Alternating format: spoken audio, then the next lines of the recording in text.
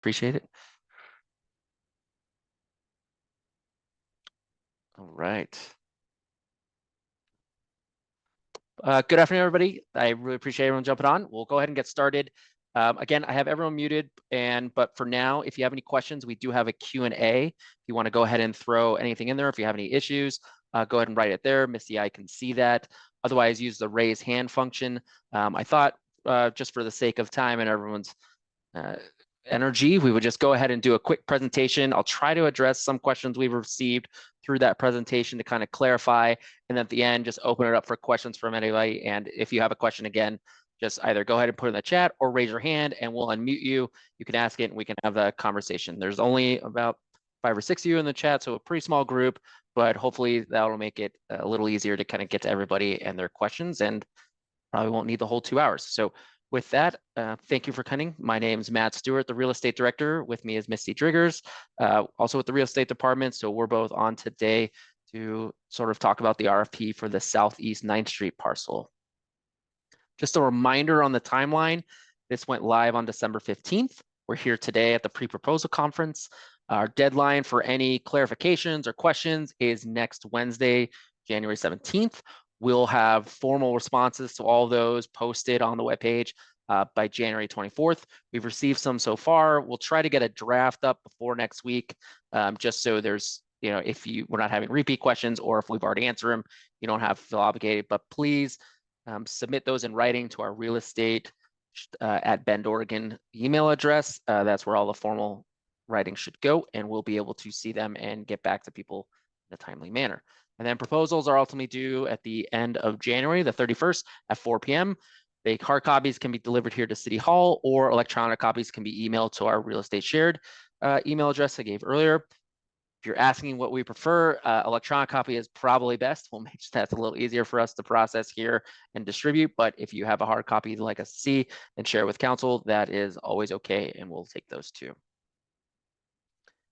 So quickly, I'll just kind of go over how we got to here and what was the process for establishing the sale. Council on December 6th passed a resolution to create a program for sale, so essentially declaring the property surplus.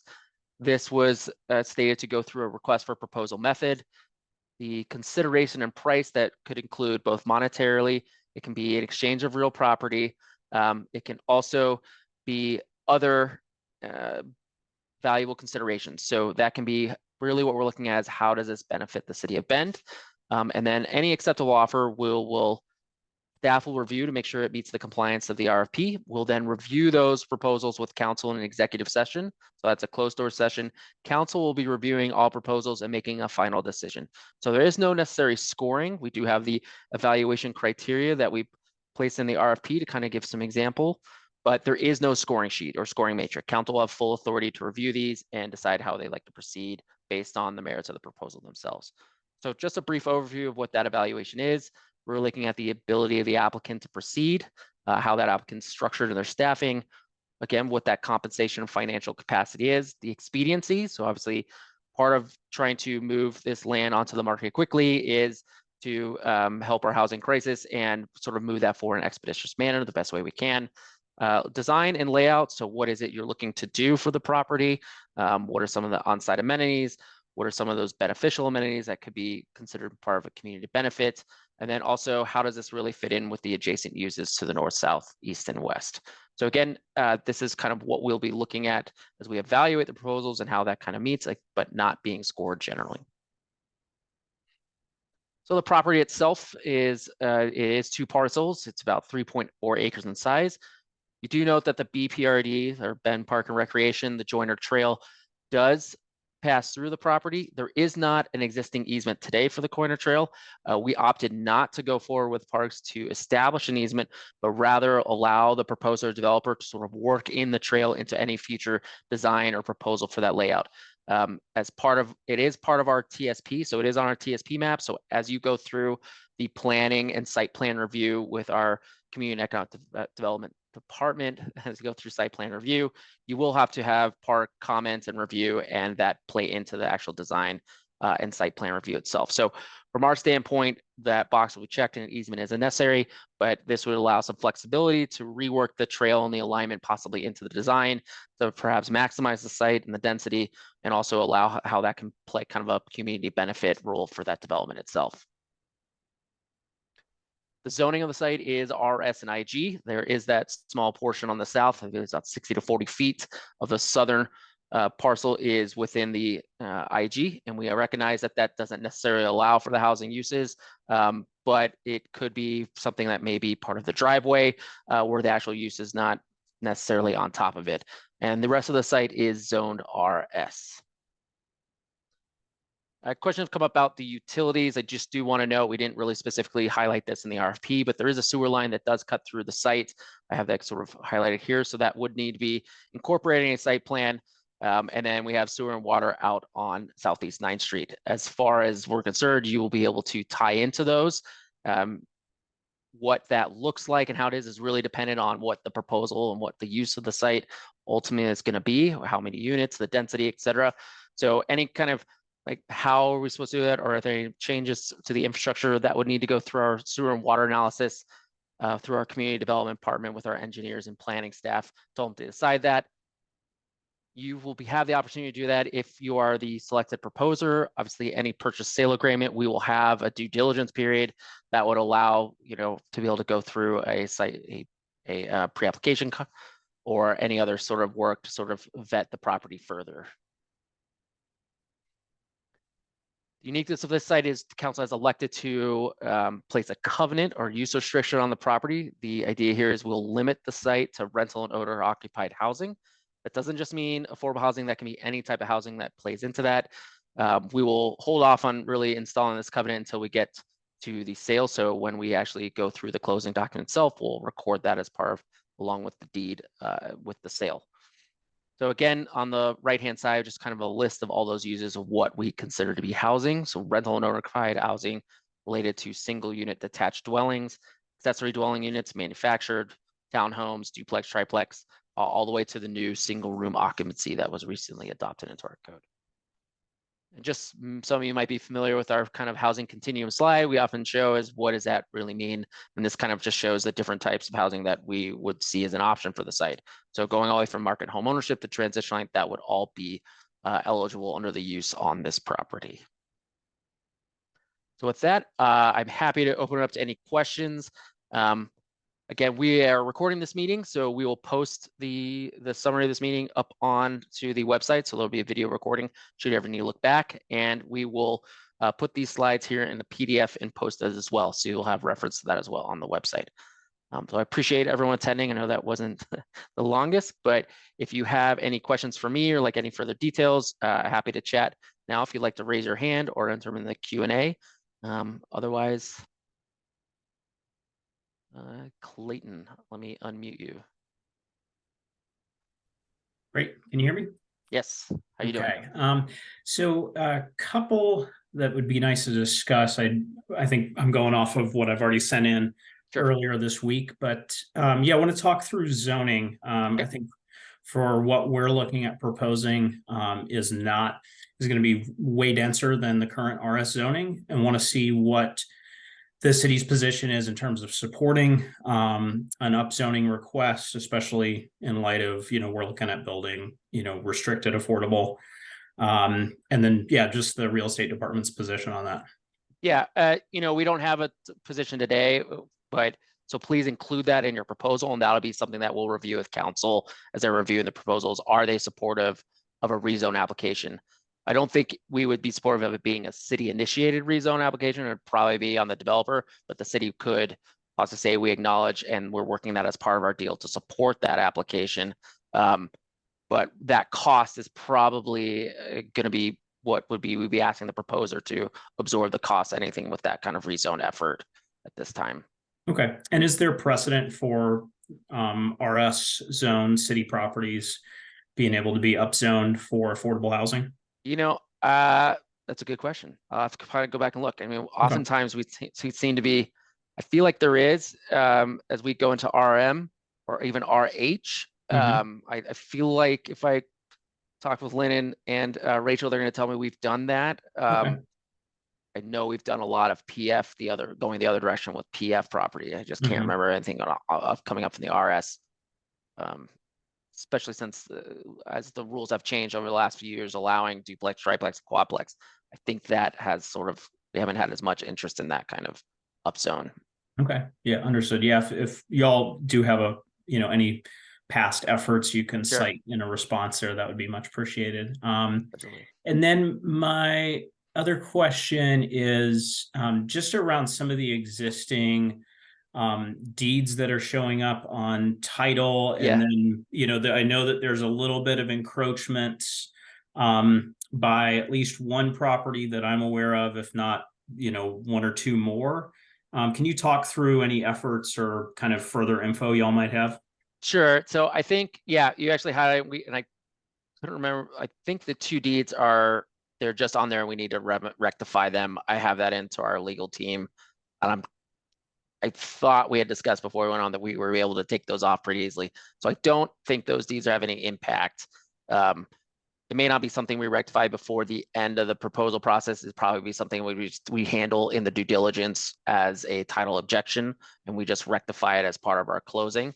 The encroachment, I think that's something, again, I would ask in your proposal, indicate how you would like if you're asking the city to proceed with rectifying that. Otherwise, our intent today is since it's kind of a standard surplus, is that side of sort of title issue will be on the proposer and the eventual buyer to kind of sort out. But again, that's something we can talk about, or even if you include that in your proposal as part of the process, we can enter that into our PSA, and that can be tied to our contingencies for closing or our title objection as part of that due diligence process tied to the PSA itself.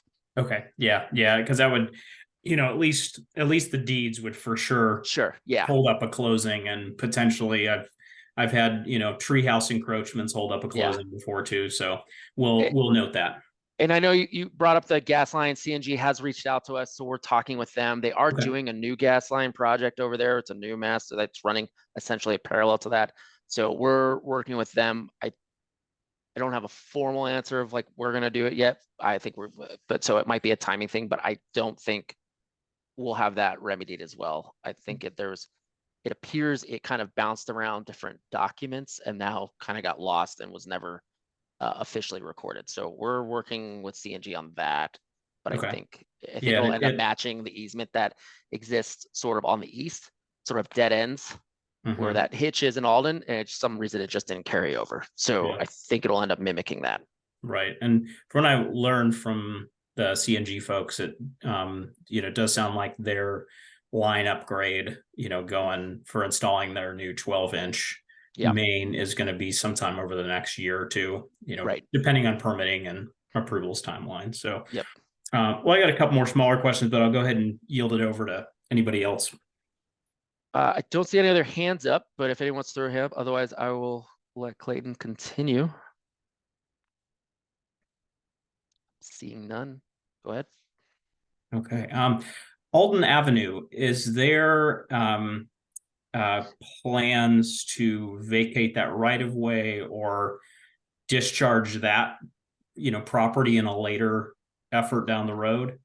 There's not, and I think that would be probably something through the development review process determining whether that road is necessary or not. I know when the church did its expansion, just doing a quick look back in some of those site plan reviews, it was determined that there wasn't a formal decision on whether that road would ultimately be necessary or not. So they allowed the church to kind of expand with the agreement that should it ever have to be developed, the church would have to participate in any of that development of the road. So I think it'll really kind of depend on the development application and working with our planning engineering staff along with your traffic pattern to kind of show whether that is necessary or not. And then I think there could be a conversation on vacation once we sort of know who's doing what.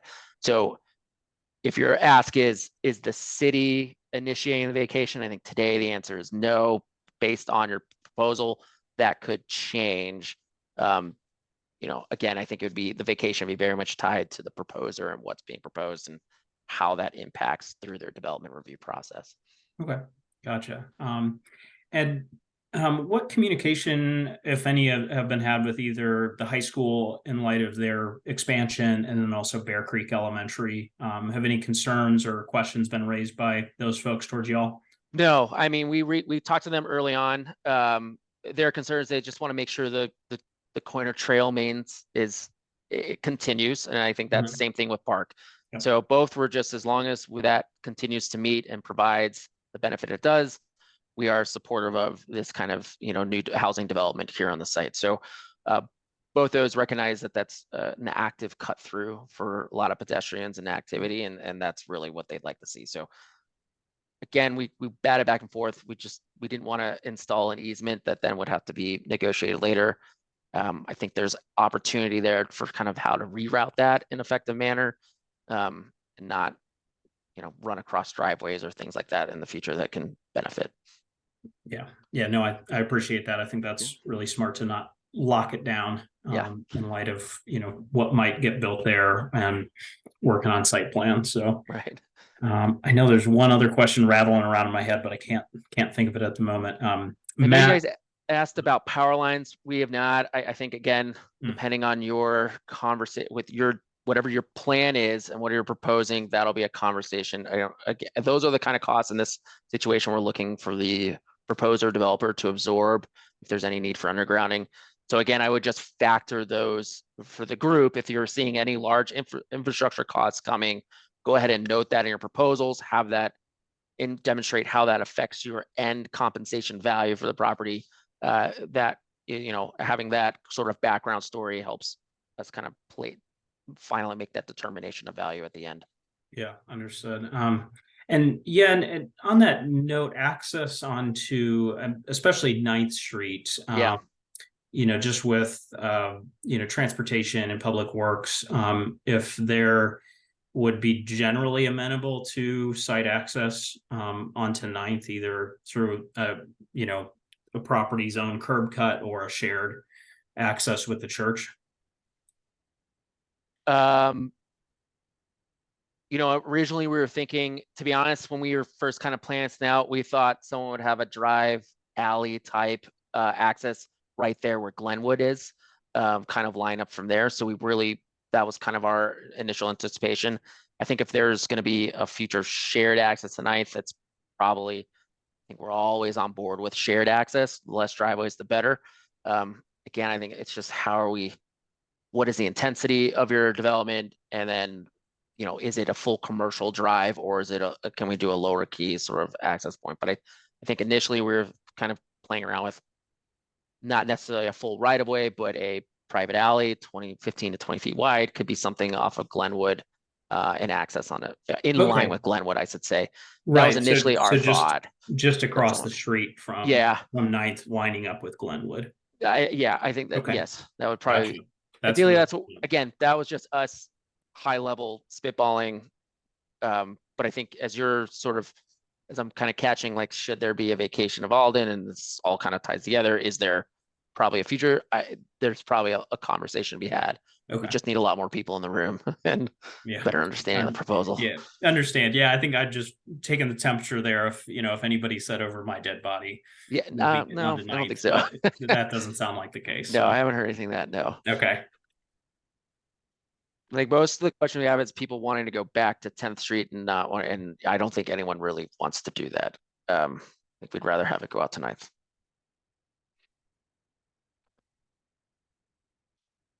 Great. Thanks, Clayton. Any other questions from the group?